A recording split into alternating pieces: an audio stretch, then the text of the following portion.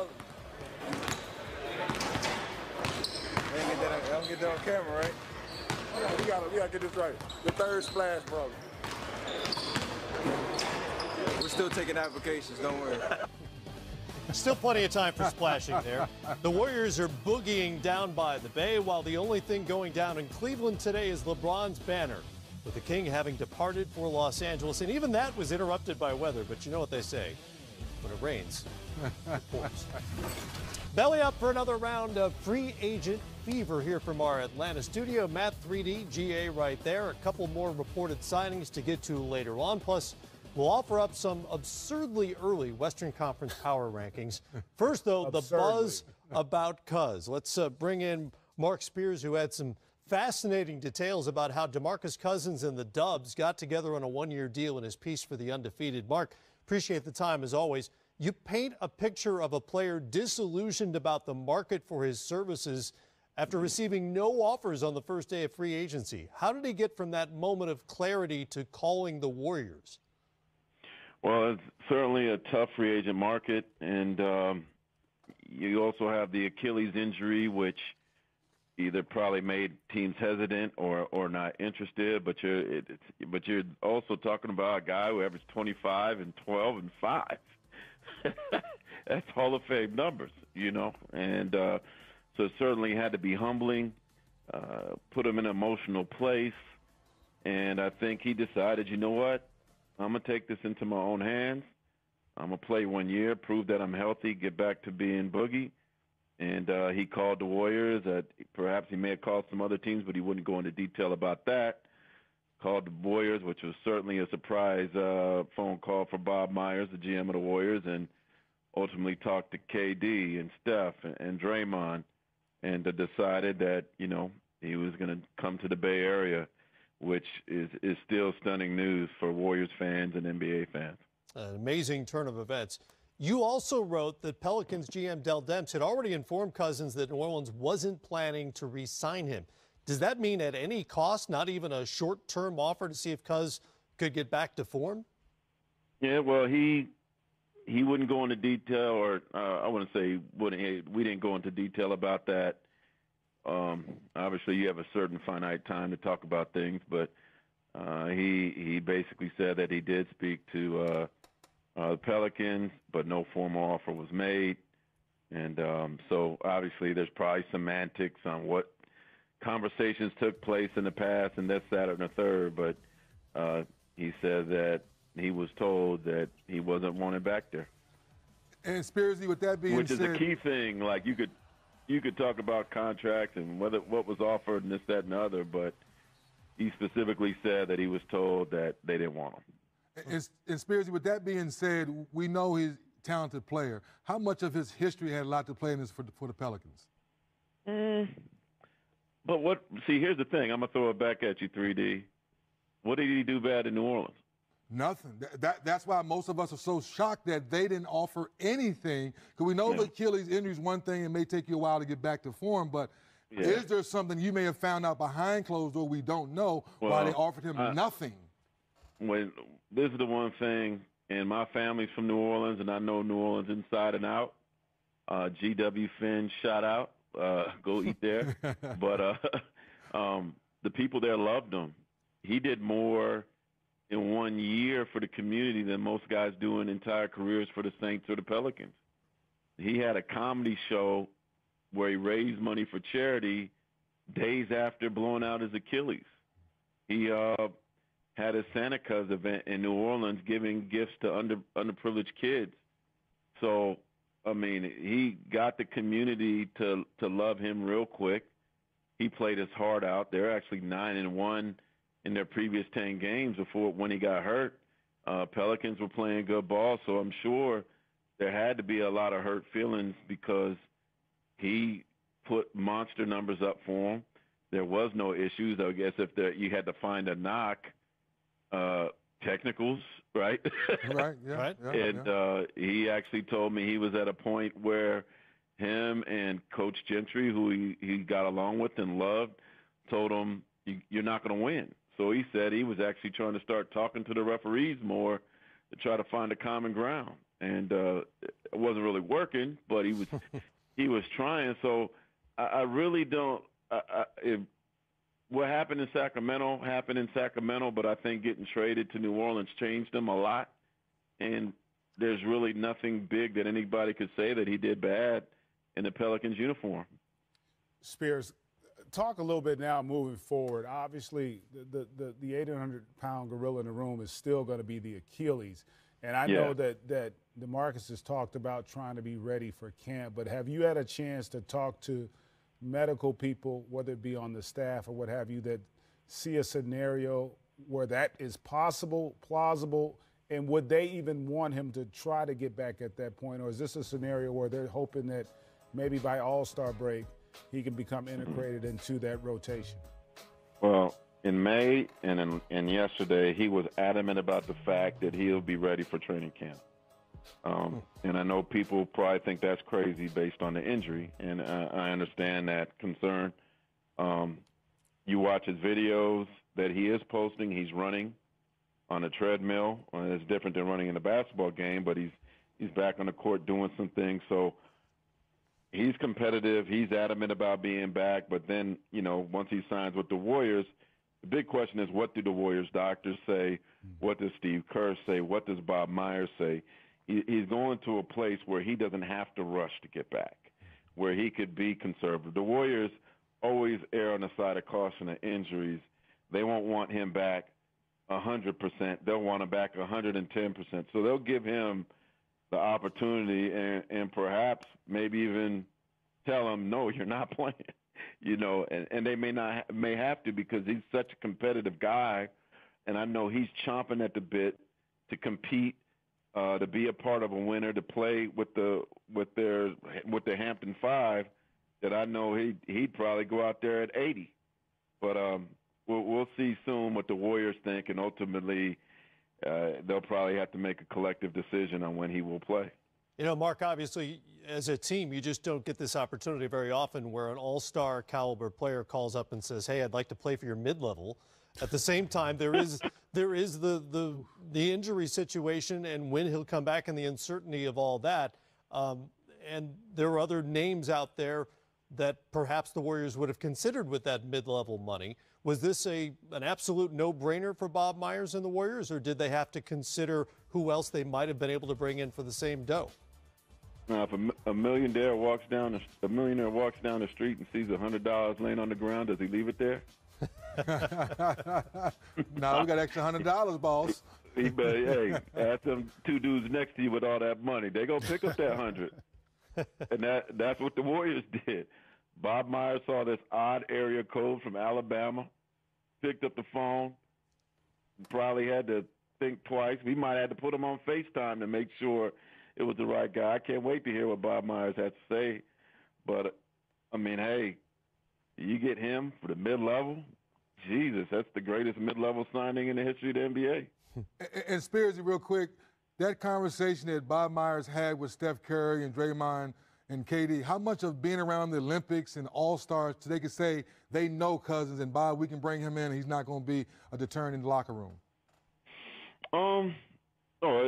It's certainly huge. The four All-Stars have spent significant time with him.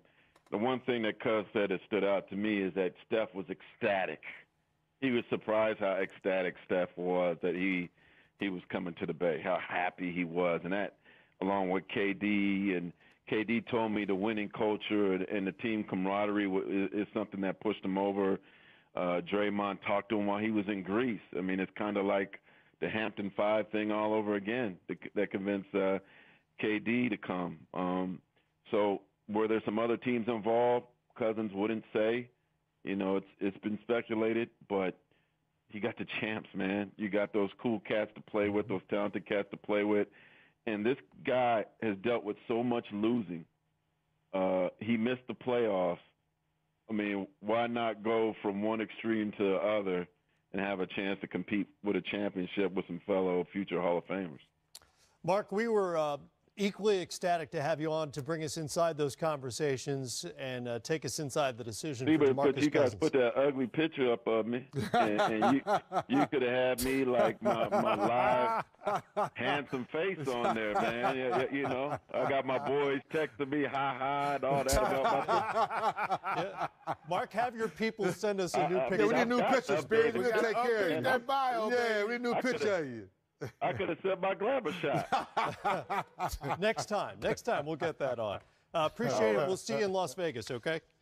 All right, peace. Mark Spears from The Undefeated with us. Good It is not very often that a guy 9 years into his NBA career with 4 All-Star appearances under his belt, including a selection just last year, is likely to make his very first playoff appearance. But that's the scenario with DeMarcus Cousins moving forward next spring with a team that is the prohibitive favorite for a 4th championship in 5 years. Well, I'll go back to my question to Spearsy about something had to go on behind closed doors, GA, because everything he just said, I had heard that all the things he was doing in the community, giving back, and the fans fell in love with him overnight. So I understand the injury is one thing, GA, but not a one-year deal, not something you don't offer him for all the talent, 25 and 12 and 5, just to walk out the door. The injury is one thing again, people, but if the guy had really changed his stripes and doing all the right things, how do you just let that walk out the door for nothing? David Aldridge reported that after he suffered the injury back in January, at some point during his rehab in the spring, the Pelicans came to him about an extension, and at that point, he and his agent declined. They wanted to test the market moving forward. So there's a little bit of a gray area on there not being an offer. It just wasn't forthcoming when free agency came around. Yeah, and I had heard that there was a 1-and-1 offer, but it was a team option on the second year. Right. And listen, it's a significant injury. And that's my point about the injury. Listen, there are scenarios where we don't know if he'll still play this season. You know, all the optimism, and you're going to say all that stuff, and he believes it, I'm sure, and hopefully he does play this year, but there's still no guarantee. If you just look at the history of guys who've had that injury, Kobe being the last significant guy that we know of who's had it, albeit he was a little bit older, but I think it took him 8 or 9 months to get back, and he's got a well-renowned work ethic in terms of his passion and commitment to his body.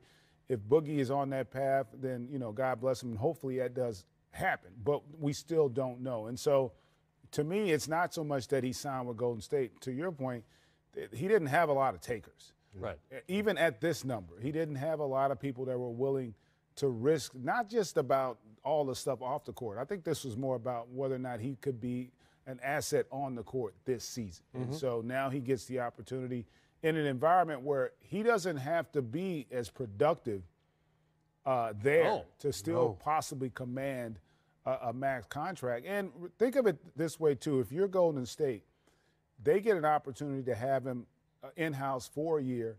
When they go into next year, Kevin Durant signed a 1-and-1. Klay Thompson's a free agent. Draymond will be going into the last year of his deal. And they'll be a year removed from their new arena. So, you know, we don't know how all that's going to play out. I would assume Klay Thompson's going to want a max deal as well. And so this is in a lot of ways also it could be insurance for them moving forward that they can contend if they were to somehow lose a Kevin Durant and or a Klay Thompson after next season. In terms of the basketball part, even if it all goes as well as it could possibly go, you've got to assume he's not going to put up anywhere near the numbers he did last year in New Orleans because they're not going to require that. Basketball-wise, what does it look like with all this talent on the floor? Well, they would be really hard to deal with. Him being healthy from an offensive standpoint, you can make the argument he's the best center in the game. He's improved his ability to stretch it. He's a terrific passer, which, you know, oftentimes gets lost. And I think much like we've seen with Kevin Durant and a lot of great players, he will become more efficient and he'll become a better player, you know, because he'll cut down on mistakes. One thing that happens when you're the guy on a team and that team's not as good, you don't tend to trust as much, and you tend to take more bad shots and have more turnovers because you have to do more. Once he fits in that environment, his shot selection is going to improve. I think his turnovers come down. So while his numbers may not be as significant, his value as a player may be even better because he was going to be a better basketball player from being in that environment. And he's got a high IQ. great culture. So in a lot of ways, this is, in his situation, is probably the best thing that could have happened for him, to go to that environment and have a chance to improve on an already very gifted skill set. From day one, Steve Kerr will challenge him to be to everything G.A. just said, to be a better player. So on a day-to-day standpoint, when you're looking at Steph and Clay and Draymond, the way those guys work, there's no question you're going to fall in line and start working as hard. And the way they move the basketball, he's a great passer, like G.A. said. I think everything falls into place. In transition, now he's in that spot where Bogut used to be, where Zaza used to be, where, you know, JaVale McGee used to be. Being able to shoot the three and put the ball on the floor. And post. It fits into everything they need to do if they want to continue to win. It's just a ridiculous amount of skill to add for the best team How in the long world does it take already. for him to get healthy? That's the question. How long? And how does he play when he gets back? I mean, we've seen Rudy Gay come back that's recently. another good one. Our own Isaiah Thomas had essentially ended his career, the Achilles, so you just don't know. Then, you know, I'm already old, not toward my Achilles, so it doesn't count. But you'd already made all the already old. You'd already had all the moves. You can still grill. Yeah, I can still grill, though. Thank you, man. I can still grill. That's the important thing. You can still grill. There we go. NBA comings and goings. The Nuggets have traded veteran Wilson Chandler to Philadelphia in basically a cost-saving move. They're up against the cap. Less shocking news today from Houston, where the Rockets have reportedly reached a one-year deal with former Rookie of the Year Michael Carter-Williams. MCW played 52 games with the Hornets last season. He's now entering his 6th season in the league, but joining his 5th NBA team.